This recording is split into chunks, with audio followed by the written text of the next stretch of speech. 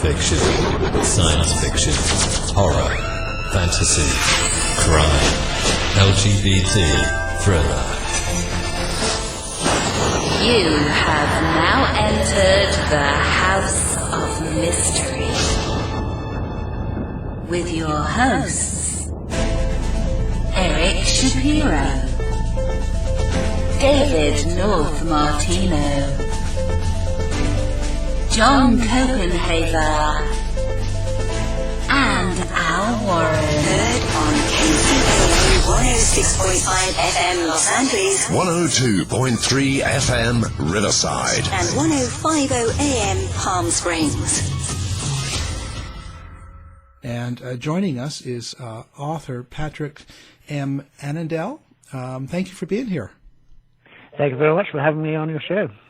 So, the Stupid Party. Yes. What? How did you come up, or did you come up with that name? And if you did, what's it represent? No, I did not come up with a name. That would be Bobby Jindal, who was criticizing his own party.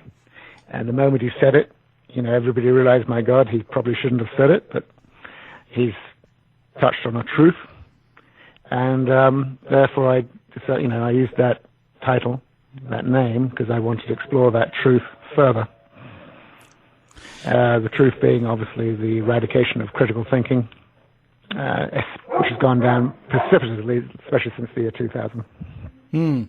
Now, so when we talk about that, when we talk about the idea of critical thinking, and it's not happening in the party of Republicans,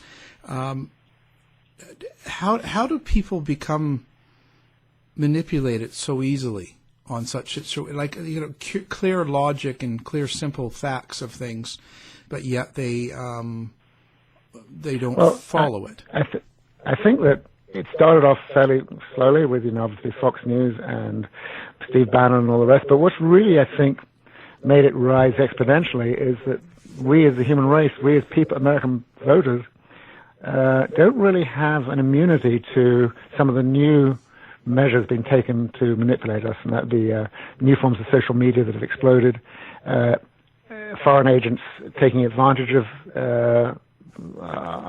us in a way that we weren't prepared for. I think going forward we'll get better at it.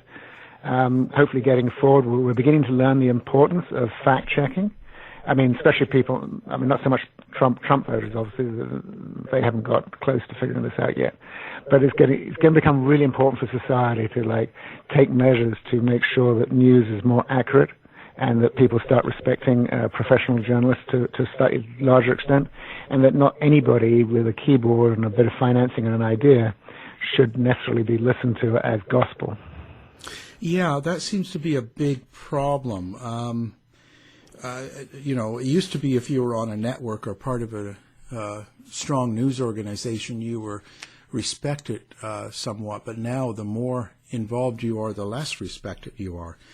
People like Alex Jones get big support, and it confuses me over and over. But you say we're going to get better at it. But how come things like? Well, I'm not suggesting that I'm particularly that optimistic. But I think by natural, when you're really hit by a wave that comes as a real surprise, I think that we're able to adapt somewhat, and I think there will be adaptive measures.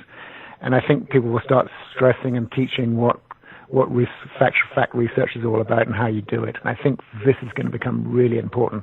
So if you see a headline in a newspaper that fits into your parameter, your worldview way too neatly, and it's coming from an obscure source, you really need to double check that source. And we're doing it as a society already. You have meetings with friends and whatever. You sort of fact check them on the spot.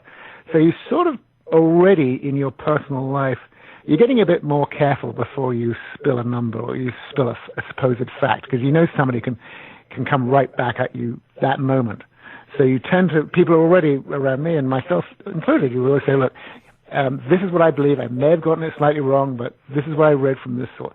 And you just have to be more careful. I just noticed, but with the recent pipe bomb thing going out to all the different major Democrats or supporters, you might say, of Democrats. And you had the bombing this morning. Right, exactly. So it's all the same. It's precisely the same thing. It's a pattern that was obvious and it was bound to end in this scenario. You've had a pattern of domestic terror, primarily coming from 2/3 of it coming from the right wing, and 1/3 coming from also what I describe as right wing Quran-inspired type moves. Because that religion is an extreme right-wing form of a religion, and you've got like one leftist attack. I think it was a hostage person who didn't injure his hostages. So basically, the left obviously had the Unabomber years and years ago, but the left, generally speaking, does not do this thing. They're not interested in killing people. So these domestic terror attacks are coming from the right, and now obviously since Trump was elected, you've got this white supremacists who have been unleashed and are out in the open, and they're making bolder and bolder statements. You've got the President of the United States who rationalizes Kristallnacht in Charlottesville when they had those killings there because of the Nazi rallies. They try to deny, any critical thinker would have known that this pipe bomber would have come from the right. Because it just makes no sense. This is a stupid thing to do because it's counterproductive. I mean, if I wanted to, the last thing, I may dislike Trump immensely, but the last thing you want to do is sort of assassinate him because now suddenly people become sympathetic to his hateful causes. So it's just violence is just so counterproductive. But people, the right-wing brain, which is more conservative, more fearful, and less, they don't really understand that with such resonance. So it's highly unlikely you're going to get these attacks from the left.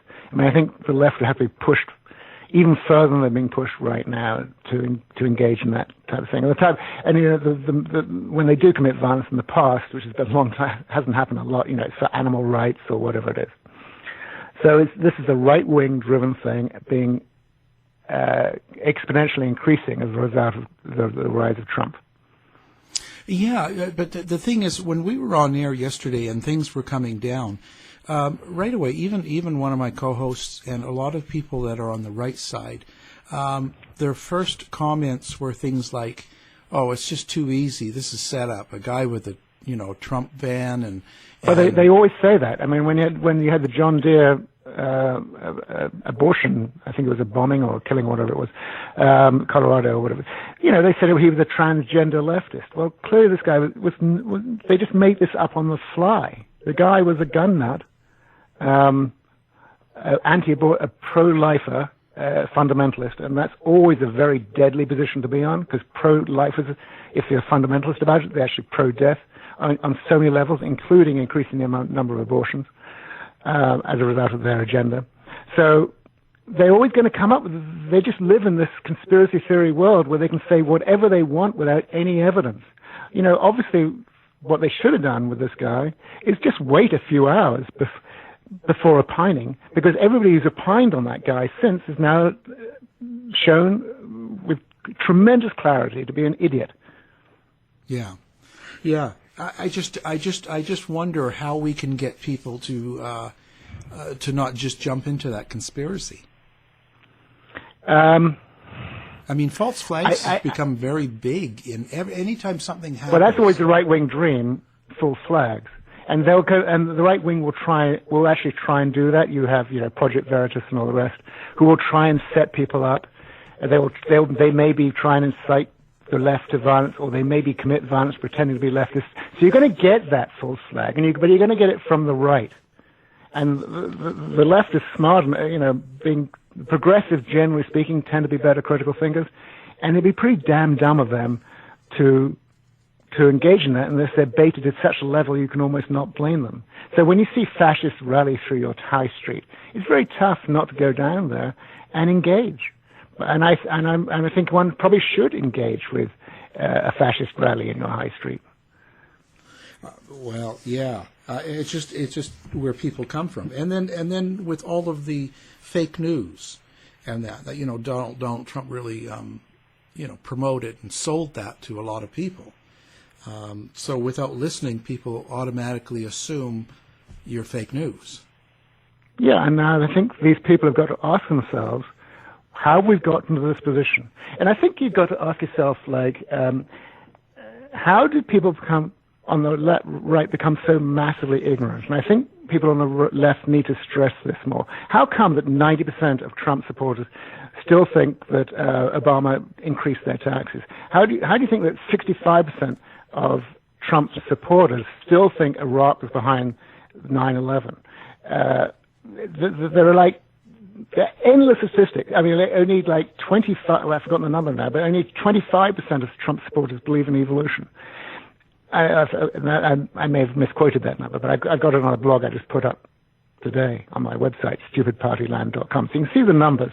You can see just massive, massive ignorance. And you've got to ask, how did this happen? And I think it's happened because of the rise of fake news. And these guys have got to ask themselves, how did I get to be... Once the fact is rammed down their throats, surely at one point in time, they're going to ask themselves, how did I get so massively the wrong end of the stick? And now that you've got people, pipe bombs, and you've got another attack on synagogues, and you've got the white supremacists reigning supreme almost, apart from the fact you have school shootings like virtually every day, gun massacres virtually every day, when will people start asking, shall I look at the facts? Do guns make me sick? Do more guns equal more safety? And they don't. And you've got to start looking at these facts. I'm not saying guns should be removed. I'm not saying guns are always a bad thing. I'm not saying that every part of the country would be safer with less guns. But generally speaking, less guns equals less gun accidents, deaths, suicides, and whatever. And really, so I think those people, some point when maybe you've got enough deaths going on, you've got enough abortion, you've got maternity deaths rising all the time because of this medieval view about abortion. And this is the only country in the world where maternal deaths are increasing. Everything else is, every other country in the world, they're dropping dramatically. And people have got to ask themselves, how do we get to this point? How do we get to this point where America is sort of a laughingstock in the planet? How do we get to the point where America has only got three allies left? Putin, dictators, and Putin, the Philippines, and maybe Netanyahu of Israel. That's it. Right. Well, they've certainly been tough on their allies. Picking on. Their allies hold America in total contempt.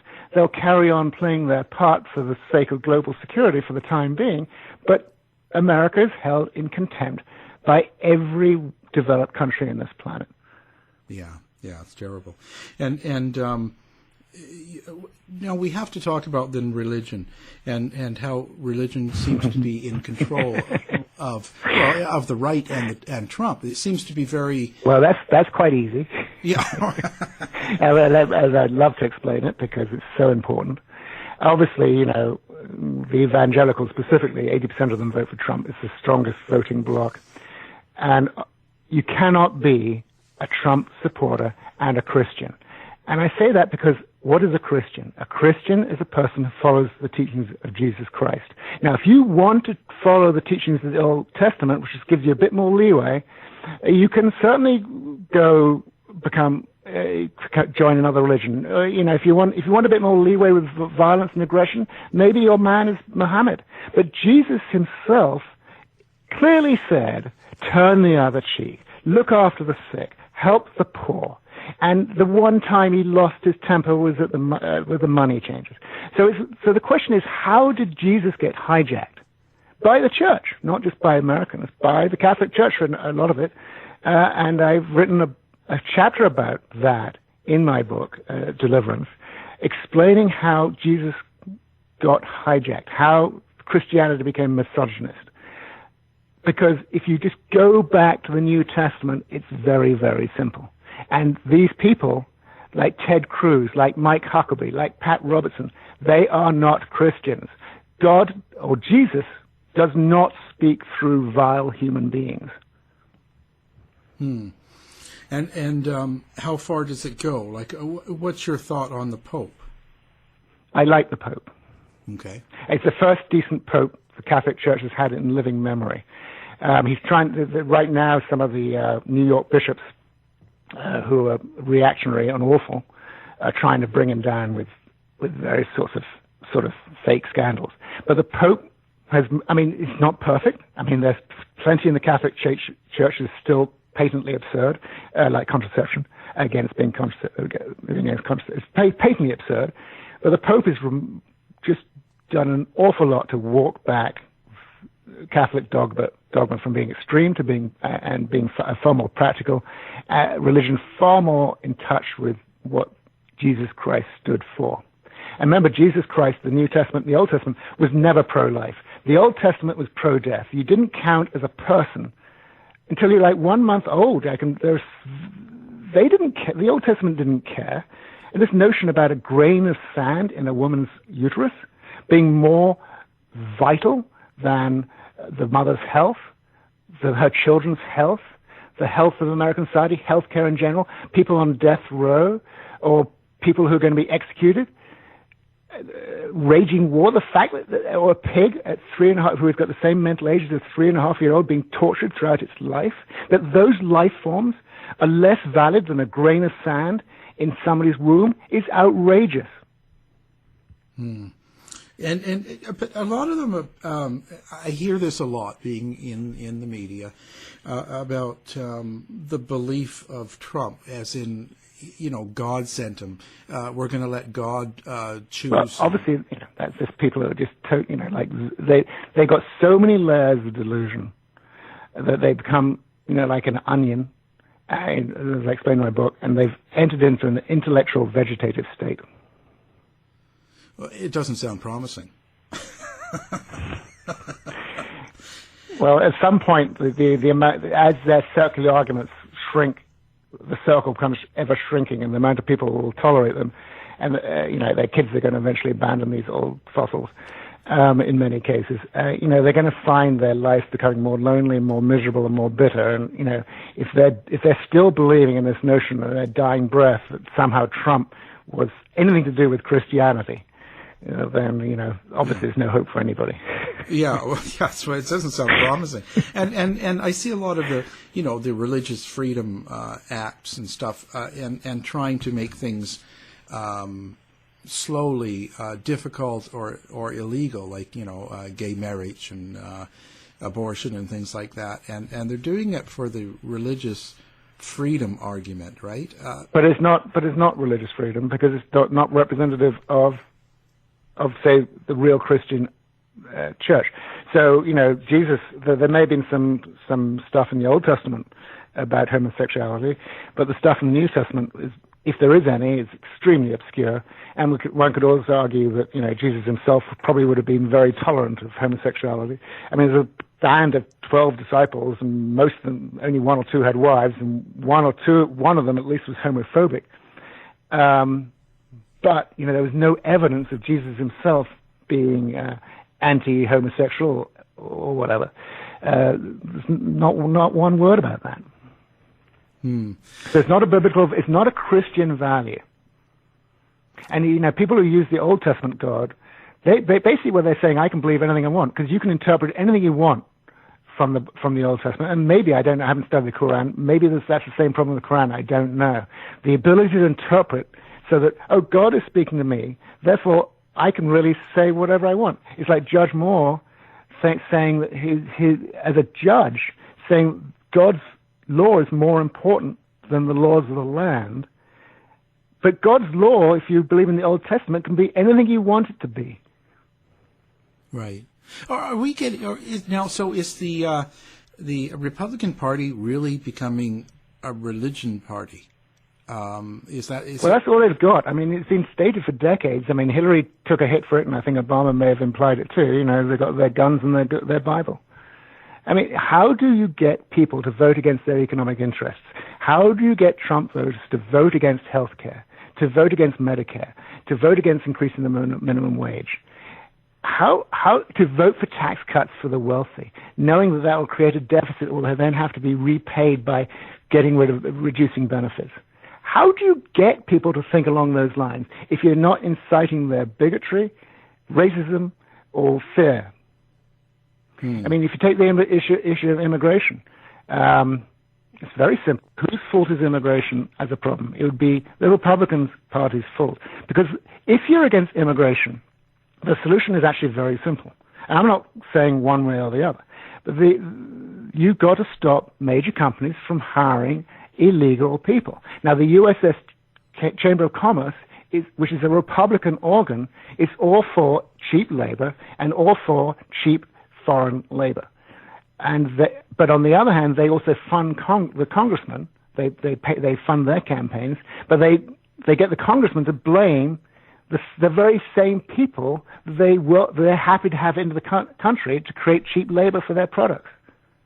But at the end of the day, whether you're for or against immigration, legal or whatever, immigration is good for the economy.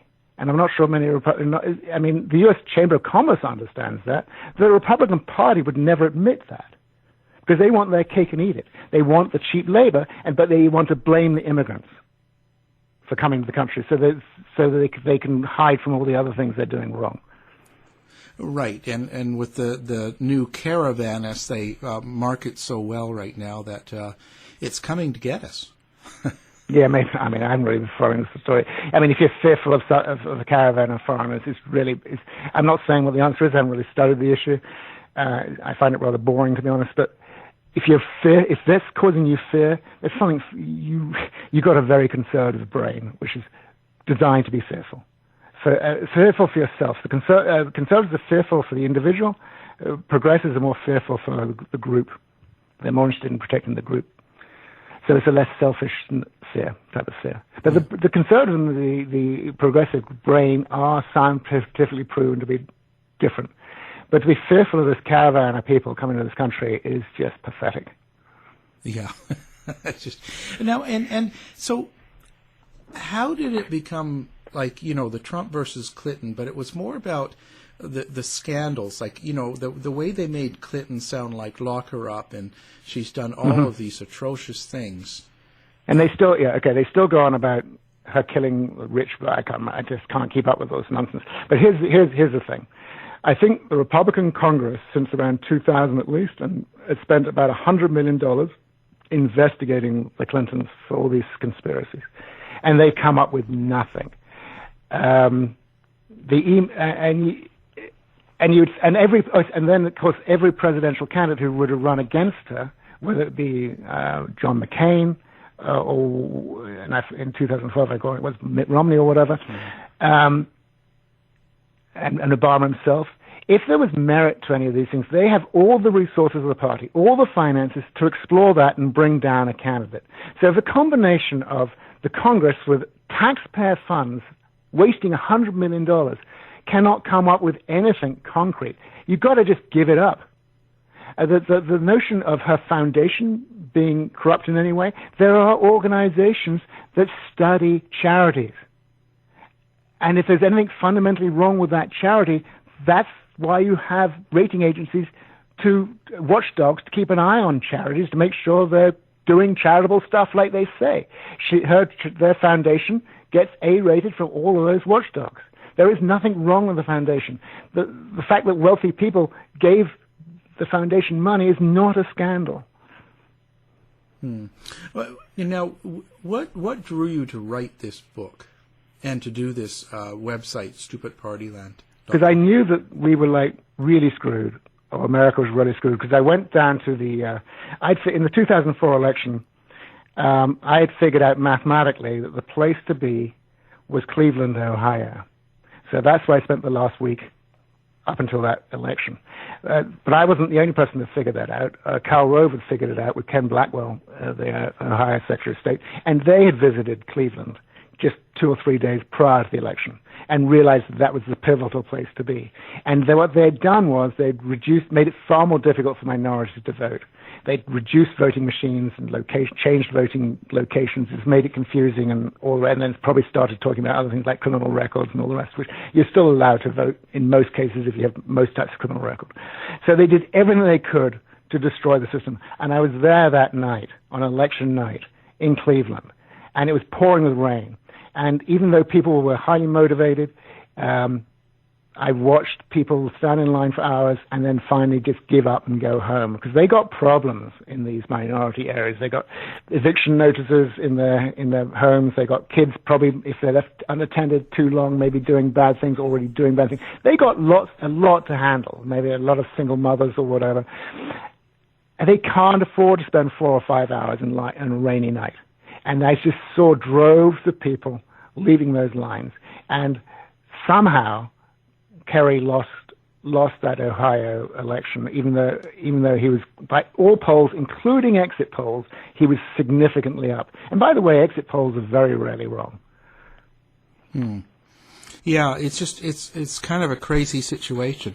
What do you want people to get out of your book?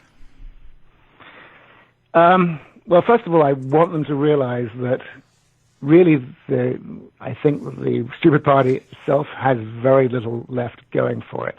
What they always had until Trump, they maybe had 3 or 4 pillars of intellectual argument, which you could agree with or not agree with, and those pillars of intellectual integrity would have been free trade, strong national security, and fiscal discipline. Well, what's weird is in the weeks of Trump being elected, those 3 pillars of conservatism just were thrown out of the window. So really, they have nothing right now. They have no values. They're not patriots. I'm a multicultural person, but I'm a far better American than anybody who supports Trump. Wow, that's a statement. You talk about Nigel Farage and Brexit a lot. What do you think the British politics contributes to American? Well, I was studying Farage, which I did in a chapter of the book. I think it's fascinating for both cultures, for both American and English culture.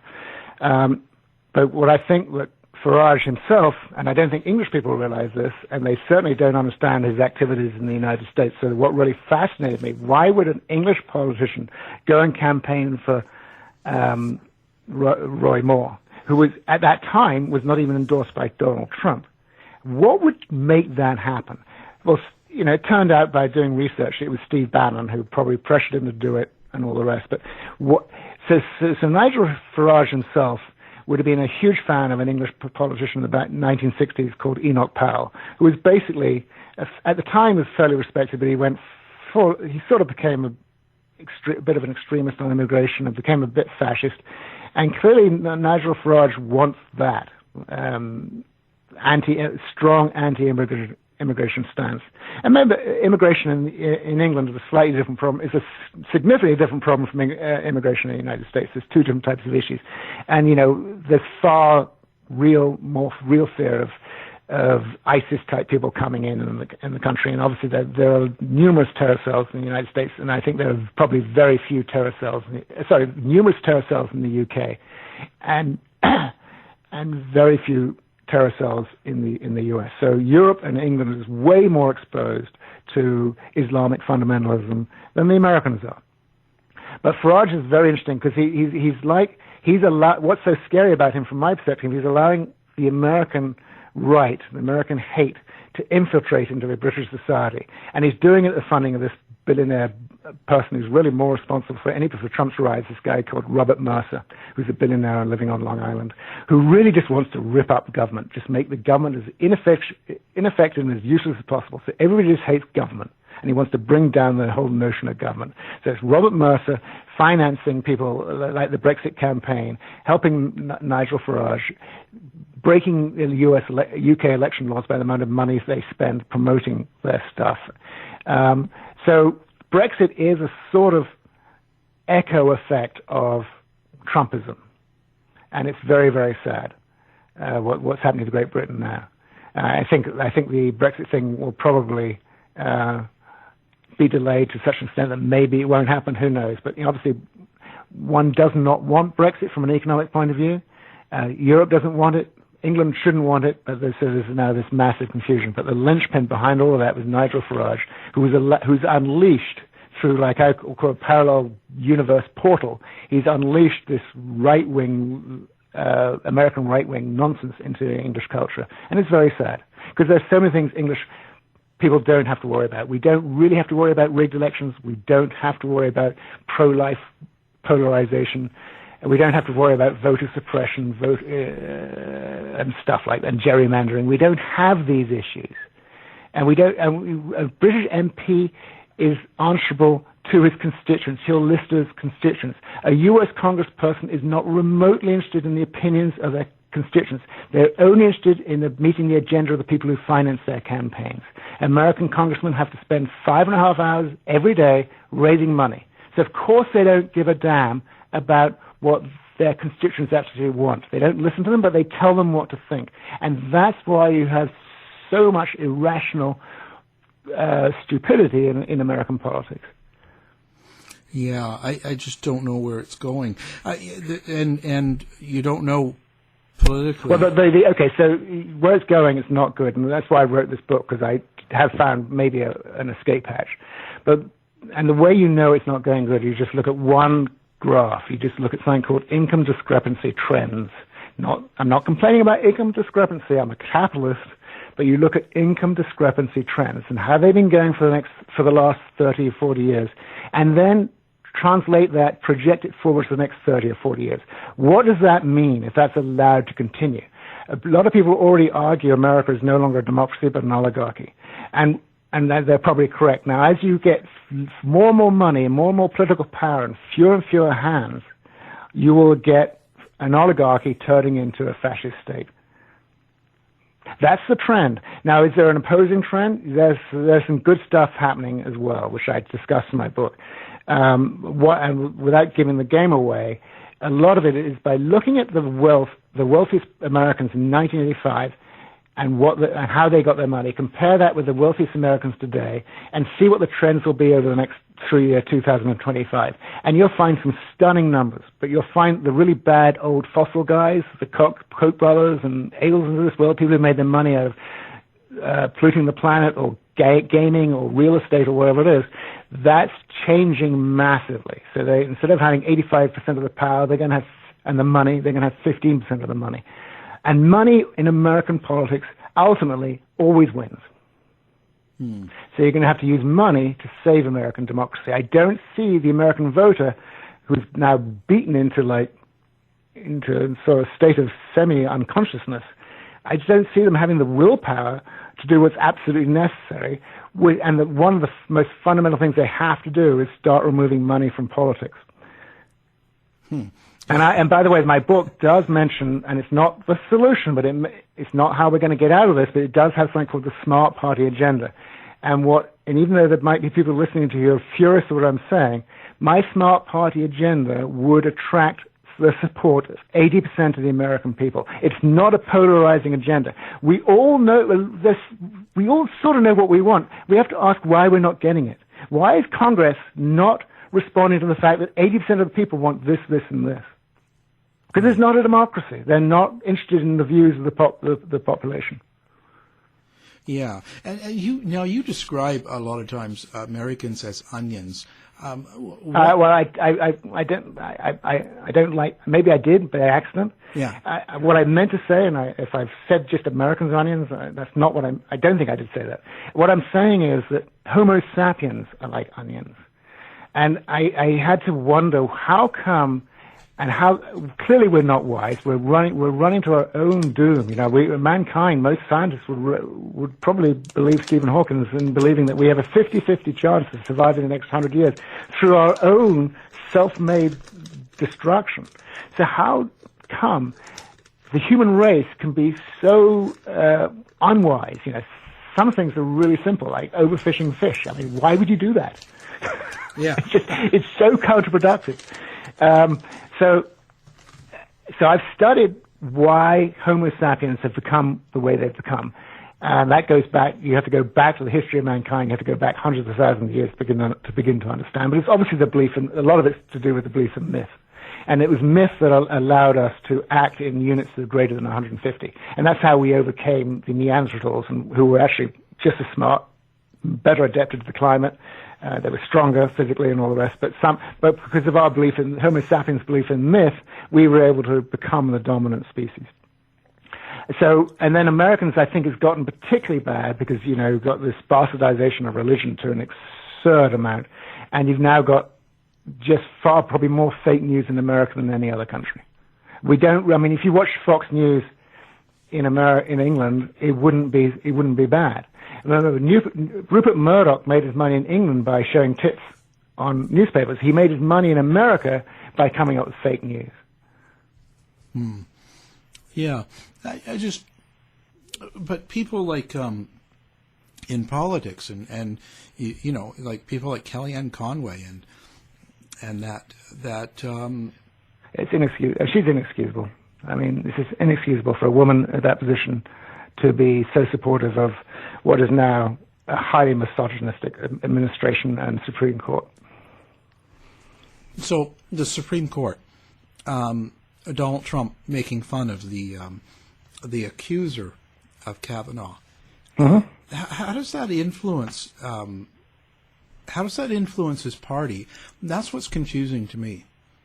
Well, remember, I think that, I did not project that Donald Trump would win the election to become president, but I thought he'd become the nominee for the Republican Party, and I said that when he began his campaign, 18 months before the election. And the reason why I was fairly comfortable he would win was, again, you go back to the math. If you look at the Republican voters, 67% of them are really uninformed and got various forms of bigotry inherent in their beliefs. And so really those people are going to want to vote for the worst possible candidate you can imagine. Now, at one point, and then the rest would want to vote for a more traditional candidate, like a Kasich, or what people think was a traditional candidate in Jeb Bush. So you would think it'd be a Kasich against Trump or against Ted Cruz or whatever. But what happened was that Trump proved himself to be more despicable than Ted Cruz, and he won because that's where he solidified that vote, because more than half the Republican Party want the worst possible candidate to stick it to libtards. And that's a name. How did libtards and liberals become so? It's just an infantile. Yeah. Play with words. That's all. That's all they've got. It's okay to have an infantile play with words if you can actually back it up with facts. But that's all they have, is infantile plays with words with no facts. I have a challenge on my website, on my Facebook page, where I'm so fed up waiting for an intelligent response to content I post, I now have a $5 gift certificate to anybody who will post something intelligent to content that I write, not my memes, which can be tongue-in-cheek, but I'll have a meme and then I'll attach my own personal content. So find something wrong with my own content and debate with me intelligently and politely, and I will happily give that person a $5 gift card via PayPal. I'm waiting for an intelligent Trump enabler to debate with. I found it impossible over the last 2 years, so I have to create my own invented people to debate with. Because you can't find anybody Trump who able to string two facts together into a coherent form that are related to my content. They'll always go off, they get beaten on the content, and they'll just go off subject by talking about, because then they'll suddenly say, well, Hillary killed some sort of stupid conspiracy theory. Mm-hmm. You can't follow them down all the rabbit holes they lead you to. So what does this say for what's going to come next? Because when you look at Trump, after Trump, what if there is an... Well, presumably the Democrats will win the Congress back, and there'll be some proper investigations.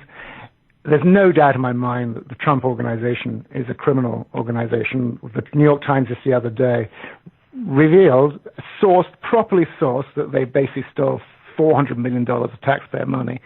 And Trump was always, he's a lousy businessman, by the way, but it's a criminal business activity, which will be fairly easy to prove once you start investigating it, and once you start actually following through on, say, the New York Times piece that came out 2 weeks ago. And then, of course, the whole Russian collusion thing. There's absolutely no doubt in anybody's mind that Putin and his people, I forgot Russian intelligence, GRU, and I forgot what they were called beforehand, KGB, they've had a file on Donald Trump since 1978. And of course the guy's going to be the easiest person on the planet to build a file on to keep under Putin's thumb. Putin has one interest his major foreign policy goal is to remove the Magnitsky Act, which is because about 10 years ago, I've forgotten when, Putin was able to stimulate his own oligarchs, billionaires, by putting one of those under a show trial and threatening everybody else. In return for their compliance, Putin gets to keep 50% of their profits. So he's now got compliant oligarchs, but the Magnitsky Act is designed to undermine that power.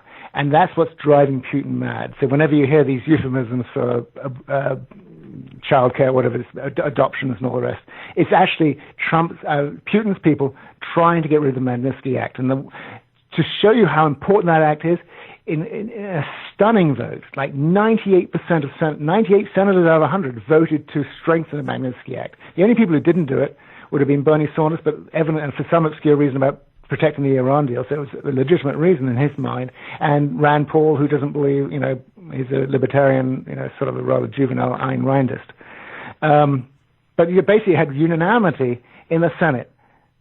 During Obama's time, this is, I think, during when Obama was president, he had unanimity on the Magnitsky Act, and that has not softened, and Trump has not been able to undermine that yet. Because everybody reads what really happened to Magnitsky, and the Senate and Foreign Intelligence Committee have got the scoop, know that this is deadly serious. It's not a conspiracy theory. It's all laid out, and you can go and check what's going on. But that's what Putin is out to get, to remove the Magnitsky Act and stop other countries from adopting it. So where's it going to go after Trump? Do you think Trump will get in 2020? Well, that's one reason why we're not that excited about impeachment.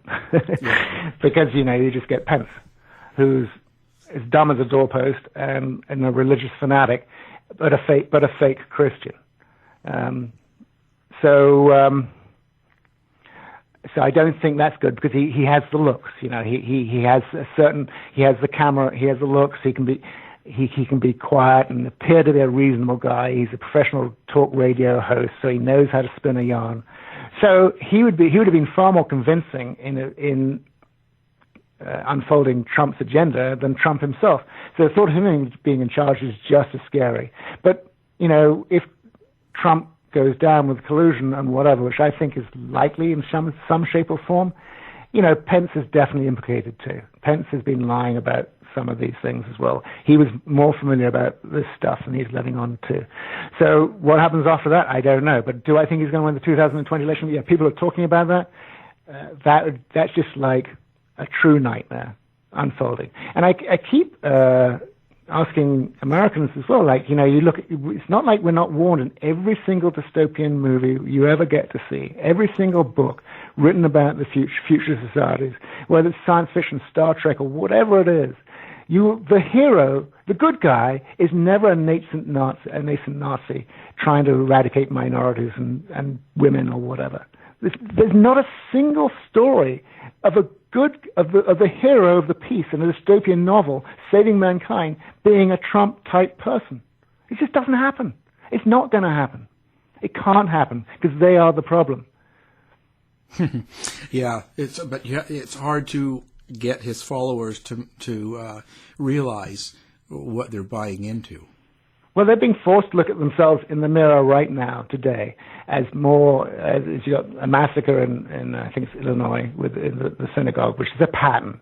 And you have to ask, a blog today, ask a Trump supporter, show them a pattern, 1, 2, 3, 4, 5. What is the next number? One bombing from their people. What's the pattern? Can you see what happens next? Can you see the pattern? And then start asking yourself, why do you believe all this nonsense that I can spell out in my book, Deliverance? If you go to the first index, where I have 80 statistics showing just how massively uninformed Trump voters are. They have nothing. Wow. I'd like to see an alternative come up and well, I do have an alternative, which I'm not going to give in a soundbite because it's taken a lot of research and a lot of argument to explain why I think there is some hope down the road and how it could be achieved. And that's what the final 2 chapters of Deliverance is about. I've had to write chapters leading to that conclusion in order to set up the theory. I had to write chapters about religion for a start. I had to write chapters about Christianity, and I had to write about the Pope, so people understood Christianity before I explained what a Christian needs to be. So everything's done for a purpose, and I had to look at philanthropy, and I had to look at, what do horrible people give to money to give to in order to be called a philanthropist? So I study the numbers regarding philanthropy, and you'll see some interesting patterns there. And then I get to the real solution, which is called deliverance, in the penultimate chapter of the book, which explains how I think by the year 2025, the pieces might be in place to allow the recovery of our democracy. What kind of feedback do you get from your books and from your website? How are people reacting? Well, I look at the reactions, and I will tell you one thing: nobody has ever found a fact to be incorrect. Number one, I think the feedback is generally very positive. The one criticism that I did get, which I took to heart, was in my first book. I met with a progressive author called Russ Baker, who had written this great book about family secrets, and I was looking for him to sort of endorse me and support me, and he didn't, because he was upset by one sentence I'd written in my introduction in my first book, where I'd been relatively polite about George Bush Sr., because I couldn't be bothered to investigate. I can't do everything. But then I read his book, and I listened to his criticism of that one sentence, and I realized he is right, that George Bush Sr. is the most Machiavellian president this country's ever had. I mean, it's true. I mean, and I wrote a book later to undo that sin. It was called Jeb Bush, Who is Jeb? And I used Jeb as a proxy to undo my error and to look into the Bush family. And what I found by both reading Russ Baker's book and also doing my own research was you had to be really careful not to go down thousands of conspiracy theory holes and remain sane. So I had to write a book about Jeb Bush and his Bush family without ever resorting to conspiracy theories. I infer that they may exist. I mean, we talk about the Kennedy assassination. I will let the reader figure that out, but I can tell you one thing. There's only one conspiracy theory about Kennedy's assassination, and that was the absurd notion that Oswald acted alone. He did not act alone. And once you figure that out, you can start seeing some patterns. You can start getting a fairly good idea of what happened. I don't know precisely what happened. I could name 8 people. I could name 10 people who would be involved, and I'd probably be wrong about 2 or 3 of them, and which 2 or 3 I would have no idea. Well, I heard Ted Cruz's dad did it. It's actually, I don't think he did. I haven't looked at him, but it's actually not the most stupid thing that Trump has ever said. But it's not.